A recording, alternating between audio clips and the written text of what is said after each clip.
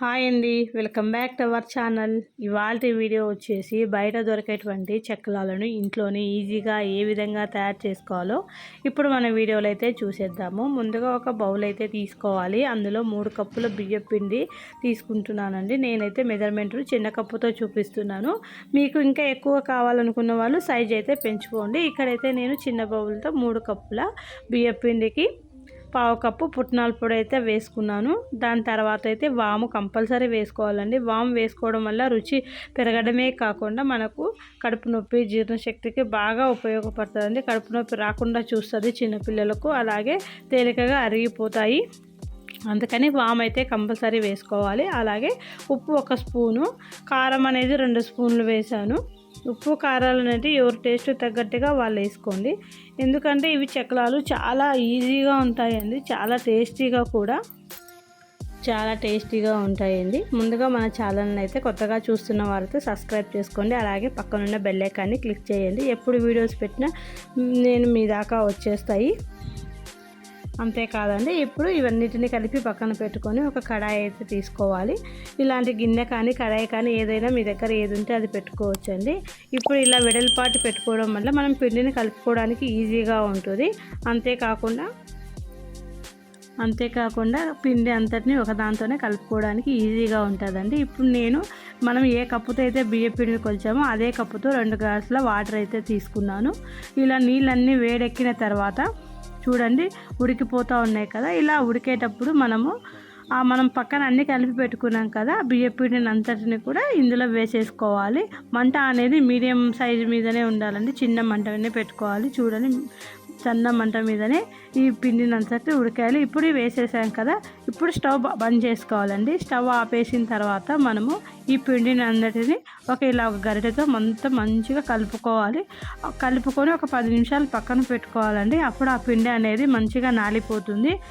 ఈ పిండి కలిపేటప్పుడే మనం జాగ్రత్తగా కలపాలండి. లూజ్గా కలుపుకున్నాం అనుకో పిండి అనేది చెక్కలాలు మంచిగా రావండి, మెత్తగా అయిపోతాయి. అలాగే ఆయిల్ కూడా ఎక్కువగా పీల్చుకుంటుంది, చేసే టైం కూడా చాలా ఎక్కువగా తీసుకుంటుంది. అలా కాకుండా పిండిని ఇలా గట్టిగానే కలుపుకోవాలి. నేను చూపించిన విధంగా అయితే ట్రై చేయండి, చాలా బాగా వస్తాయి, చాలా టేస్టీ కూడా. ముందుగా మన ఛానల్ని అయితే కొత్తగా చూస్తుంటే సబ్స్క్రైబ్ చేసుకోండి. ఇవి మనము ఒక్కసారి చేసి పెట్టుకుంటే వారం రోజులు ఉంటాయండి. వారం రోజులు, నెల రోజులు కూడా ఉంటాయి. మనం చేసుకునే క్వాంటిటీని బట్టి పిల్లలకు ఎప్పుడు కావాలంటే అప్పుడు స్నాక్స్కు చాలా బాగా పనికొస్తాయి. ఇవి మెత్తగా అయిపోకుండా ఒక కవర్ లాంటి బ్యాగులో అయితే వేసేసుకుంటే కరకరలాడుతూ ఎన్ని రోజులైనా అలాగే ఉంటాయండి. ఇప్పుడు చూడండి 10 నిమిషాలు పక్కన పెట్టుకున్నాం కదా, ఇలా పొడిగా అయితే వచ్చేసింది. దీన్ని మనం ఒక చల్లనీళ్ళు తీసుకొని చేత్తో ఇలా చల్లుకొని ఒక ముద్దలాగా చేసుకోవాలండి. ముద్దలాగా చేసుకొని మనము చెక్కలాలు వేసేటువంటి పావు ఉంటుంది కదా, అందులో వేసేసుకోవాలి. మనం దానికి అంతకంటే ముందు కడాయిలో ఆయిల్ అయితే వేసుకొని వేడి చేసుకోవాలి. వేడి చేసుకున్న తర్వాత ఒక తడి క్లాత్ తీసుకొని ఇలా బండ మీద అయితే పరుచుకొని వీటిని మనము కలిపి పెట్టుకున్నాం కదా చక్రాల పావు అండి. దీంట్లో స్టార్స్ ఉంటాయి కదా, మనం రకరకాల బిళ్ళలు స్టార్ గుర్తుండేటువంటి పిల్లని అయితే ఇందులో వేసేసుకోవాలి. 3 స్టార్స్ ఉంటాయి లేదా 1 స్టార్ ఉంటుంది. నేనైతే ఇక్కడ 1 స్టార్ అయితే తీసుకున్నాను, చాలా ఈజీగా వస్తాయని. మనకి ఏ షేప్లో కావాలంటే ఆ షేప్లో చాలా బాగా వస్తాయండి. చూడండి, ఇలా ఒక క్లాత్ మీద అయితే వేసేసుకున్నాను. ఆయిల్ వేడెక్కిన తర్వాత ఇలా ఒక్కొక్కటి తీసి వేసుకోవచ్చు. డైరెక్ట్గా కూడా ఆయిల్లో వేయచ్చు, కాకపోతే ఇలా ఒక క్లాత్ మీద వేసుకోవడం వల్ల మనకు తీసి వేయడానికి చాలా ఈజీగా ఉంటుంది.